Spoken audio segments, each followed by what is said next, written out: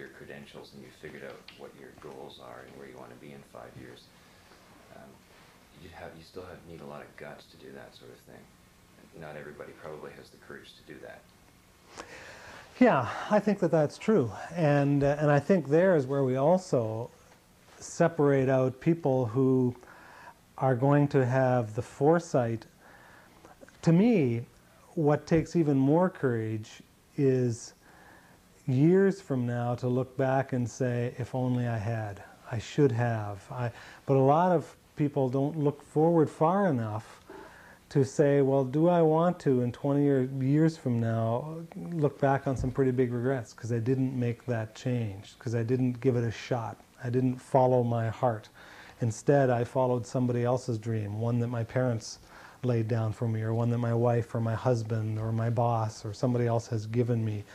And so, yes, it does take courage to pursue your own dream.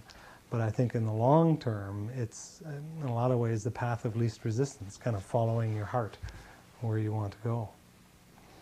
But nevertheless, while there might be some spiritual satisfaction to you in setting out on your own path, you've got to be prepared, I would think, to put up with perhaps some failures along the way. Absolutely, yeah. There is no question. It is oftentimes choosing the path. Well, that's why it's often called the road less traveled. It is a harder path many times if you're heading out on your own, for example, or you're moving into a new career or making a fairly major change. It can be a very disquieting, uncomfortable, difficult time. So does age have much to do with that? Does age play a major role in this equation? I think it plays some role. I think that younger people tend to perhaps be a little less set in their ways, less in a rut.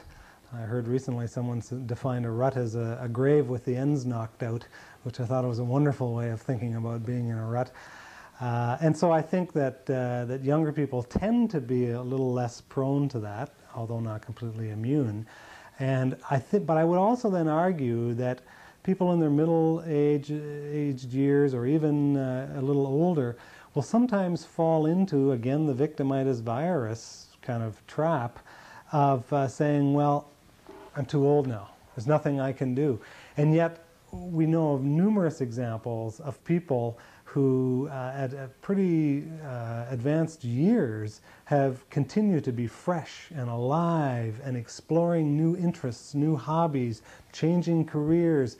They tend to be the people that are the most vital, the most passionate, the most energized, because they haven't sort of numbed themselves and reduced their expectations to the point where, in a lot of ways, they're really just kind of going through the motions.